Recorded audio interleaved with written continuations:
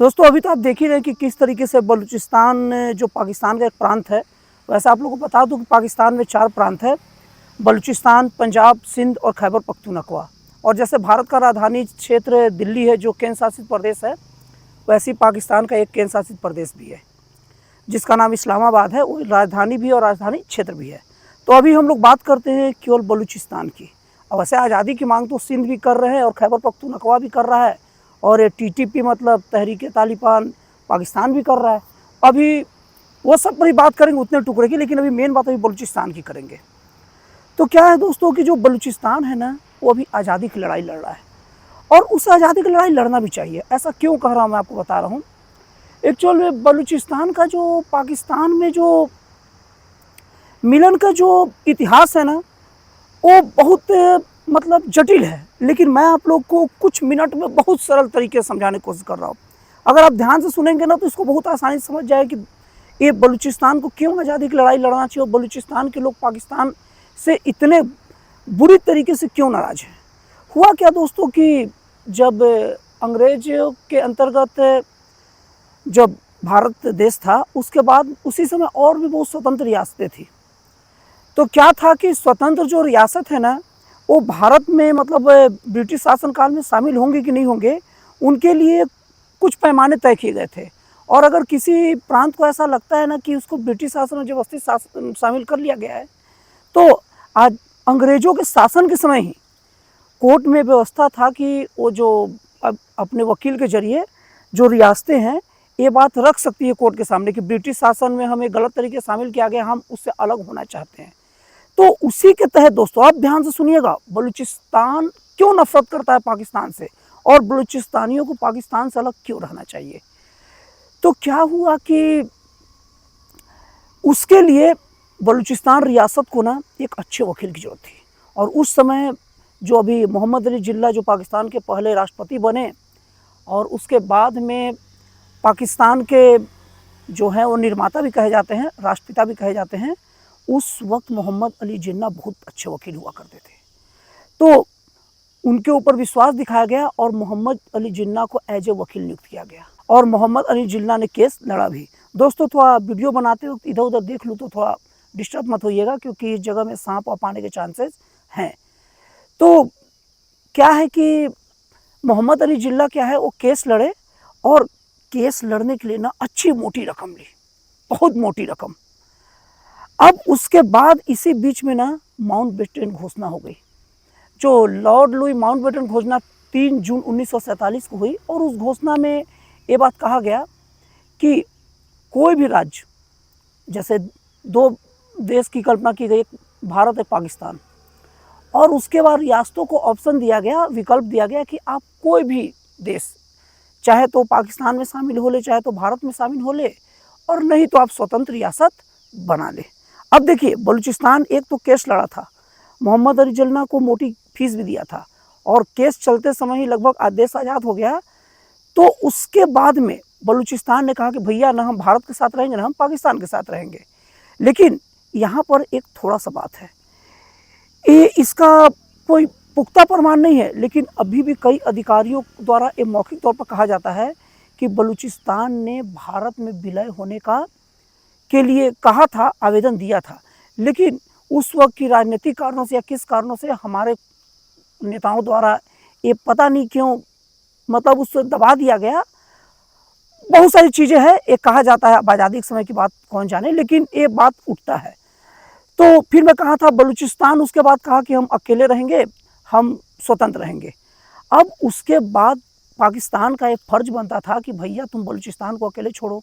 लेकिन वो एहसान फरामोश मोहम्मद अली जिन्ना एक तो मोटा फीस रख लिया, और उसके आज़ाद कराने के लिए, और उसका केस खत्म हुआ तो पैसे लौटाए नहीं, क्योंकि देश आज़ाद हो गया और मतलब नहीं रहा सब चीज़ों का। उल्टा बलूचियों को बोला कि आप शामिल हो जाओ, बलूचिस्तान वाले बोले हम आज़ाद रहेंगे। लेकिन ज़बरदस्ती सैनिक के माध्यम से बंदूक के दिखाकर, वहाँ के लोगों को डरा के धमका के, वहाँ शासकों से ज़बरदस्ती बलूचिस्तान को अपने में शामिल किया। तो अब ज़बरदस्ती किसी राज्य को अपने में शामिल करोगे तो ज़बरदस्ती है। अब ज़बरदस्ती शामिल करोगे तो आज़ाद होने के लिए बात करेगा ना। तभी से लेकर आज तक बलूचिस्तान के लोग अपने आप को पाकिस्तानी नहीं मानते। अब जो बलूच लोग हैं, जो बलूचिस्तान के रहने वाले, वो आज तक वहाँ के लिए संघर्ष कर रहे हैं और कभी वो संघर्ष शांत नहीं रहा है, हमेशा उठता रहा है। और फिर उसके बाद में बलूच लिबरेशन आर्मी जब से उसकी स्थापना हुई तो ये जो आज़ादी की लड़ाई बहुत उग्र हो गई है। अब इसके बाद में ना अब हम लोग जरा देख लेते हैं कि अगर मान लीजिए, अगर क्या बहुत ज़्यादा चांस हो जाएगा, मान लीजिए कि बलूचिस्तान आज़ाद हो गया, बलूचिस्तान एक अलग देश बन गया, तो उससे पाकिस्तान के ऊपर क्या असर पड़ेगा, चीन के ऊपर क्या असर पड़ेगा और भारत के ऊपर क्या असर पड़ेगा, और बलूचिस्तान किस प्रकार का वर्ल्ड में देश होगा, इसका हम लोग इस वीडियो में थोड़ा सा चर्चा करते हैं। दोस्तों, सबसे पहले हम लोग ये बात देखें कि बलूचिस्तान अगर अलग हुआ पाकिस्तान से, अलग होना भी ठीक नहीं रहेगा, उसमें था कब, बलूचिस्तान तो बेचारा ज़बरदस्ती अंदर करके रखा गया अभी तक। तो बलूचिस्तान मान लीजिए आज़ाद हो गया पाकिस्तान से, तो पाकिस्तान पर सबसे बड़ा असर क्या पड़ेगा समझ लीजिए कि बलूचियों की लगभग 44% पाकिस्तान का एरिया अकेले बलूचिस्तान में आता है और पूरे पाकिस्तान का 40 से 50% खनिज तेल और गैस बलूचिस्तान से आता है। तो समझ लीजिए कि उसका खनिज तेल और गैस वहाँ से गया। तो इस तरीके से ये माना जाता है बड़े बड़े विद्वानों के द्वारा इकोनॉमिक्स के कि पाकिस्तान का 20 से 30% इकोनॉमिक्स ख़त्म हो जाएगी। ये पहला चीज़ हो गया। और दूसरा चीज़, अभी जो पाकिस्तान है, पाकिस्तान के साथ जो चीन है, वो चाइना पाकिस्तान इकोनॉमिकल कॉरिडोर बनाया है जिसमें अरबों रुपए खर्च हुए। और ग्वादर बंदरगाह जो पड़ता है ना, ये भी बलूचिस्तान में ही पड़ता है। तो चीन के ऊपर ये फर्क पड़ेगा ना कि चीन का अरबों खरबों रुपए फंस जाएगा, क्योंकि चीन में अगर क्षमता होता ना तो बलूचियों को डरा लेता। बलूचिस्तान चीन से नहीं डरता, ये बात साबित है। नहीं निकलवा पाओगे तुम्हारा वो सब का सब पैसा जाम हो गया। अब उसके बाद में ये तो हो गया पाकिस्तान और भारत पर क्या प्रभाव पड़ेगा। अगर दोस्तों बलूचिस्तान अलग हो जाए तो किस टाइप का देश बनेगा, इसके लिए सबसे पहले क्षेत्रफल के हिसाब से देख लिया जाए तो बलूचिस्तान का भी क्षेत्रफल 3,71,190 वर्ग किलोमीटर है। इसके हिसाब से वो वर्ल्ड का 65वां सबसे बड़ा क्षेत्रफल वाला देश बनेगा। क्षेत्रफल दृष्टि से 65वां स्थान होगा।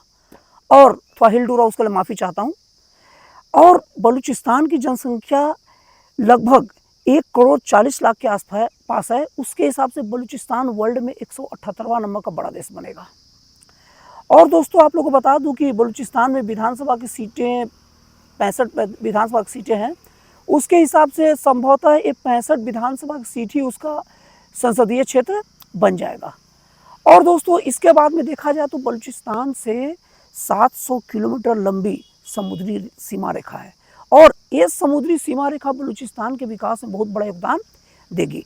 क्योंकि बलूचिस्तान में होता क्या है कि पाकिस्तान जितने खनिज का दोहन कर लेता है और सब के सब अपने पंजाब प्रांत को देता है। बलूचिस्तान में आज आपको ताजुब लगेगा वहाँ की स्थिति दयनीय क्या है। बलूचिस्तान में आज 20% केवल महिला साक्षरता दर है। बलूचिस्तान में लगभग 60% से नीचे गरीबी रेखा के लोग हैं। तो अगर बलूचिस्तान अलग बनता है तो ये सब खनिज तेल संसाधन, तांबा, सोना, पीतल और बहुत सारे जिसको जो खनिज जो संसाधन भरे पड़े हैं, ये सब का उपयोग बलूचियों के द्वारा किया जाएगा। तो इस तरीके से देखा जाए तो बलूचिस्तान एक बहुत समृद्ध देश बन जाएगा। और दोस्तों अगर भारत की बात की जाए, भारत पर क्या प्रभाव पड़ेगा, तो दोस्तों आपको बता दूं, बलूचिस्तान का झुकाव भारत की ओर ज़्यादा रहा है। बलूचिस्तान का आसान भाषा में बोला जाए ना तो भारत के लिए एक सॉफ्ट कॉर्नर हमेशा रहा है और भारत का भी बलूचिस्तान के लिए। क्योंकि दोस्तों इसको इस तरीके से समझा सकता है कि बलूच लिबरेशन आर्मी को पाकिस्तान द्वारा आतंकी संगठन माना जाता है, लेकिन भारत सरकार के द्वारा बलूच लिबरेशन आर्मी को आतंकी संगठन नहीं माना जाता। इसीलिए भारत सरकार के जितने भी न्यूज़ चैनल, न्यूज़पेपर, सब जगह BLA मतलब बलूच लिबरेशन आर्मी लड़ाके सबसे प्रयोग किया जाते हैं। और दोस्तों वीडियो में मैं भी भारत देश का हूँ और मैं भी अपने सरकार के साथ खड़ा हूँ, बातों से सहमत हूँ। इसलिए मैं बलूच लिबरेशन आर्मी को एक क्रांतिकारी संगठन के रूप में ही देखता हूँ जो अपनी आज़ादी की लड़ाई लड़ रहा है।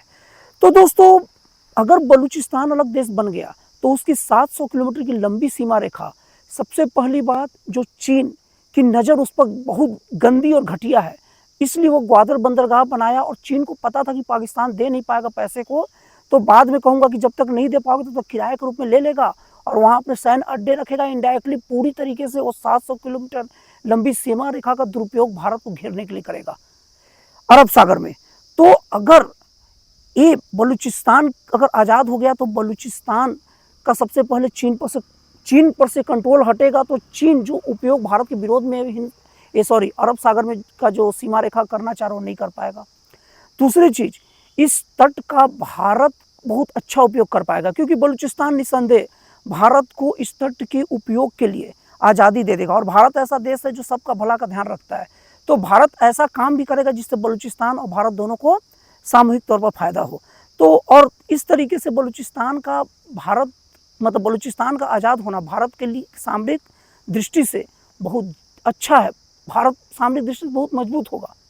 और दूसरी बात अगर देखा जाए ना दोस्तों, तो भारत जो आतंकवाद की समस्या से जो जूझ रहा है ना, वो भी बहुत हद तक खत्म हो जाएगा। बहुत हद तक क्या, लगभग खत्म हो जाएगा पाकिस्तान की तरफ से, क्योंकि पाकिस्तान से अगर बलूच अलग हो गया ना तो तुरंत सिंध भी अलग होने की मांग कर रहा, बहुत तेज़ी से उठेगा।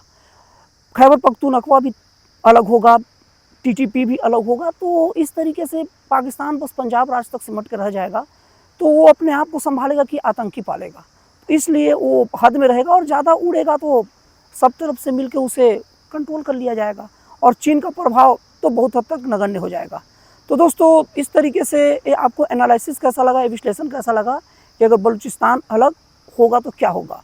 और दोस्तों, आप लोग कमेंट करके बताइए भी, क्या बलूचिस्तान को अलग हो जाना चाहिए या नहीं। तो दोस्तों, फिर मिलते हैं अगले वीडियो में एक नए एक जन कल्याणकारी और एक राष्ट्रवाद से प्रेरित नए विचारों के साथ।